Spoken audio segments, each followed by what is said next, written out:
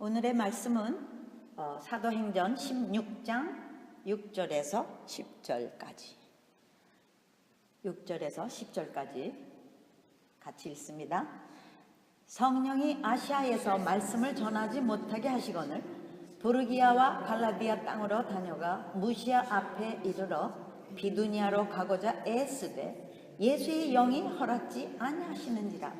무시아를 지나 드로아로 내려갔는데 밤에 환상이 바울에게 보이니 마게도냐 사람 하나가 서서 그에게 청하여 가로되 마게도냐로 건너와서 우리를 도우라 하거늘 바울이 이 환상을 본 후에 우리가 곧 마게도냐로 떠나기를 힘쓰니 이는 하나님이 저 사람들에게 복음을 전하라고 우리를 부르신 줄로 인정함이로라. 오늘 말씀은 성숙해진 2개월입니다.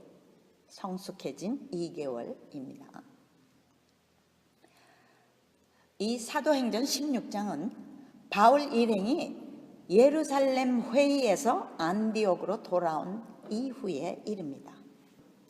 이제 2차 전도 여행을 앞둔 바울과 바나바는 15장 끝에 기록되었듯이 마가 때문에 의견이 갈라져서 격렬한 다툼을 했습니다. 결국 이 두 사람은 결별이 되어 선교팀이 두 팀으로 불어나게 된 결과를 가져왔습니다. 사람은 실수를 해도 하나님은 손해를 절대로 안 보십니다. 결국 바나바는 마가와 구브로로 가고 이제 바울은 실라와 함께하여 제2차 전도 여행을 떠납니다. 수리아와 길리기아를 지나 더베와 루스드라에 이르게 되어서 루스드라에서 믿음의 귀한 아들 디모데를 만납니다. 선교 마당에서 믿음의 사람을 만난다는 건 희귀한 축복이죠. 거기서 디모데까지 합쳐서 부르기아와 갈라디아 지역을 지나가는데 6절에 보니까 웬일인지 성령님이 아시아 지역의 전도를 자꾸 막으시는 겁니다. 무슨 이유였을까요? 이 6절에 아시아라고 한 지역들은 로마에게 점령당한 영토로서 에베소가 그 중심지예요. 그리고 계시록 3장에 요한이 7교회에 편지한 교회들, 즉 에베소, 서머나, 버가모, 두아디라, 사데, 빌라델피아, 라오디게야 7교회가 세워졌던 장소를 말합니다. 7절에 보면 그들이 무시아로 와서 비두니아로 들어가려 애를 썼지만 예수의 영이 허락지 아니하셨으므로 8절 드로아까지 가게 됐습니다. 이 드로아에까지 와서야 하나님이 9절에 밤에 바울에게 마게도냐인의 환상을 보이시며 마게도냐로 건너와서 우리를 도우라 라고 하는 방향 제시를 해주셨습니다. 안디옥에서부터 이 드로아까지의 거리는 약 800마일 정도이며 도보로는 1개월 반 내지 2개월이 걸리는 거리입니다. 바울의 팀원들은 그 이전에, 그러니까 1차 전도 여행 때에 세웠던 교회들은 굳게 할 수 있었지만 그 15장 41절을 보면 나오죠. 새로운 전도의 문은 성령님이 막으심으로 사실상 가는 곳마다 닫히고 그때까지 새로운 미션은 하나도 못한 겁니다. 걷는데 2개월이 걸렸다면 그동안 걸으면서 얼마나 많은 기도로 이 선교를 위해 준비했겠습니까? 좌절감과 의문이 꽤 있었겠죠. Why Lord? 왜요 주님? 바울로 보자면 그가 살아온 배경은 그야말로 VIP의 모든 특권을 누려온 조건들이었습니다. 랍비요, 선생이요, 히브리인이요, 바리새인이요, 게다가 faultless lawkeeper, 자기를 율법으로는 흠이 없는 자라고 자신을 얘기했습니다. 율법으로는 의를 얻을 자가 하나도 없다고 한 바울 자신이 이런 표현을 했다면 그의 삶을 알만한 일입니다. 다시 7절에 바울이 무시아에서 비두니아로 가고자 애를 썼지만, 들어가려고 막 애를 쓴 거예요. 그 예수의 영이 허락지 아니하시는지라. 주님이 바울을 좌절시키시면 그를 깨우치시기 위함입니다. 그의 완벽주의, 우리 병이기도 하죠. 이 완벽주의는 자기 수준에 미치지 못하는 사람은 추호도 허락지 않는 일, 마가가 그 대상이었던 것처럼 말씀해요. 또한 자신의 힘과 능력 또는 지식이나 어떤 자랑 같은 것이 더 이상 소용이 없음을 깨닫는 시간입니다. 다듬어지지 않은 고집, 자기를 과시하려는 행동, 또는 선교 열매의 결과에 대한 어떤 자만심, 또한 자의식과 함께 사람에 대한 의식까지도 다루어지는 시간입니다. 자신이 따지던 생각이나 사람이 뭐라고 말하는 것들이 하나님의 일에 얼마나 부질없는가를 알게 됐겠죠.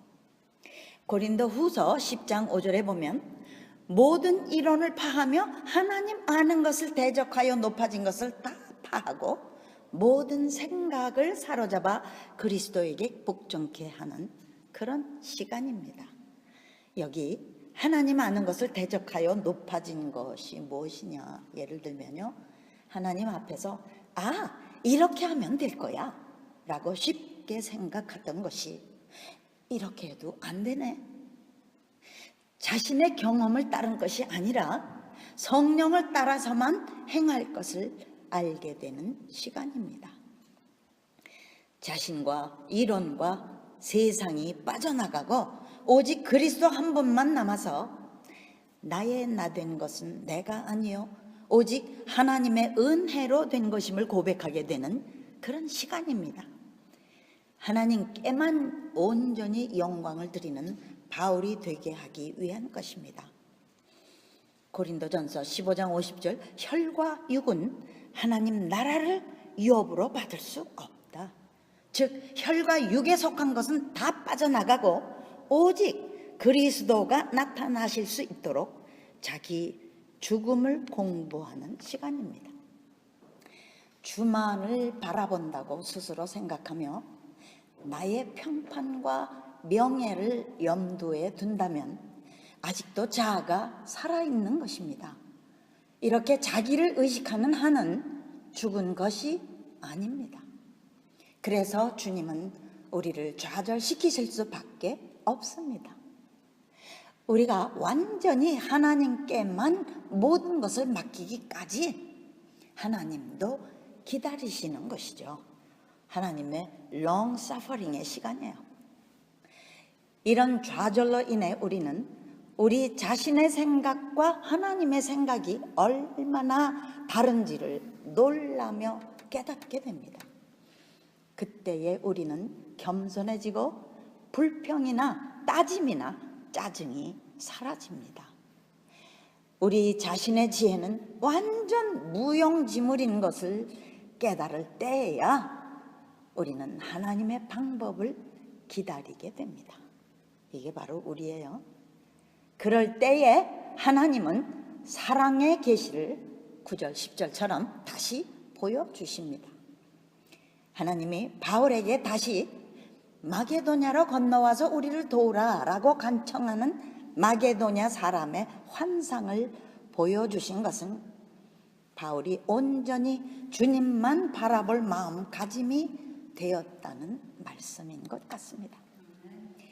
더 이상 아시아에 머물려 하지 말고 이제는 유럽으로 선교 확장을 시키라는 것입니다. 와, 복음의 확장입니다. 하나님 일에 좌절이 올 때는 전도를 하지 말고 집으로 돌아가라는 뜻이 아닙니다. 하나님의 뜻을 여쭈어 기다리며 자신을 낮추는 더 성숙해지는 시간입니다. 이런 때에는 자신의 호, 불호, 경험까지 하나님을 대적하는 모든 생각을 다 던져버리고 하나님의 인도만 온전히 받기를 소망해야 합니다. 좌절은 오히려 소망이요 성숙입니다. 더 큰 부흥을 위해 필히 있어야 되는 2개월의 성숙기였습니다. 2년도 아니고 20년도 아니니 얼마나 다행이에요. 우리의 미성숙은 하나님의 불을 소멸시킵니다. 주님만 철저히 의지할 것을 진짜로 깨닫기까지 기도하며 조금 더 깊이 파고들어야죠.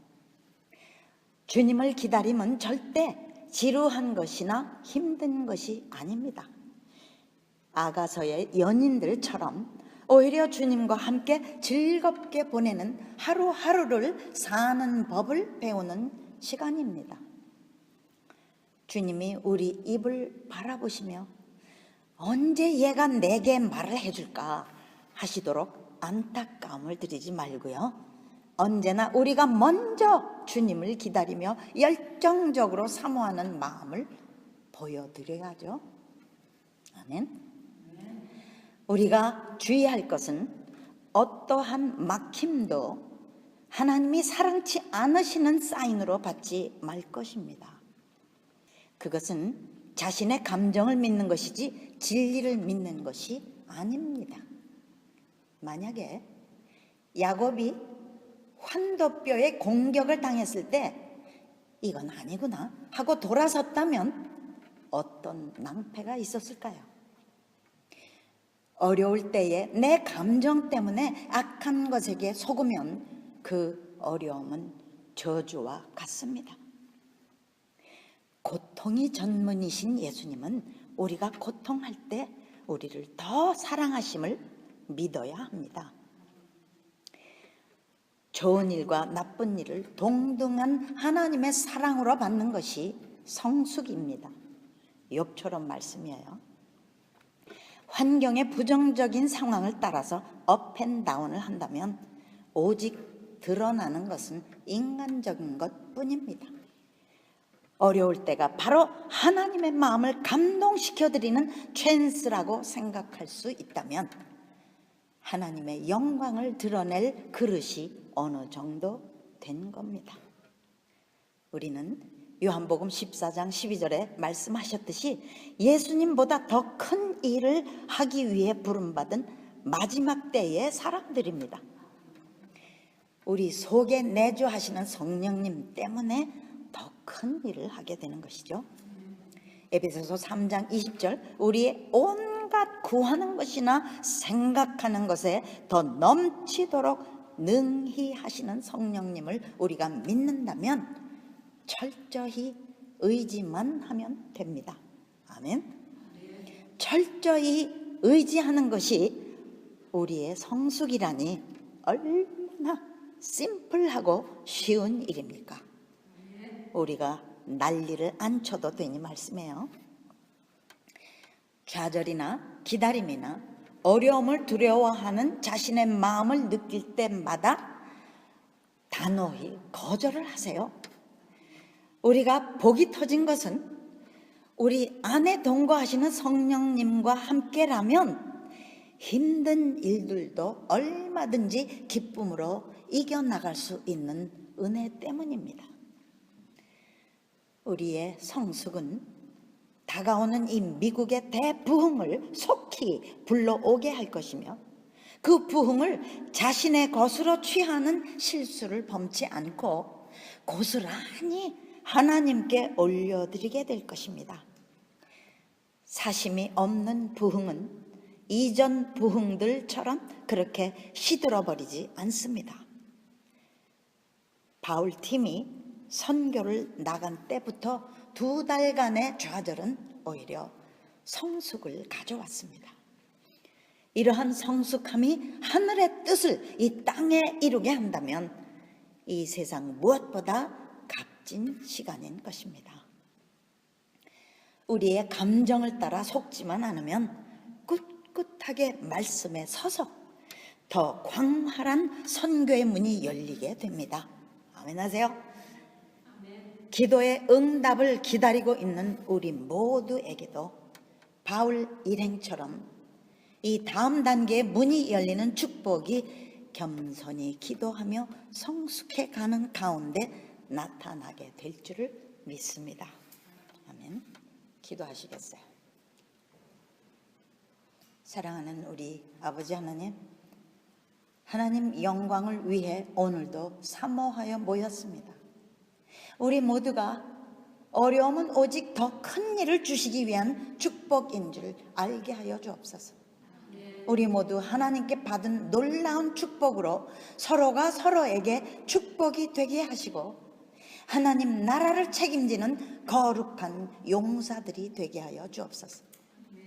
어려움과 막힘을 오히려 감사하며 다음 단계의 축복을 위하여 철저히 준비하며 주님과 함께하는 행복 안에 동행하게 하여 주옵소서. 하나님께 모든 감사와 찬양과 영광과 경배를 드리오며 예수님 이름으로 기도드리옵나이다. 아멘.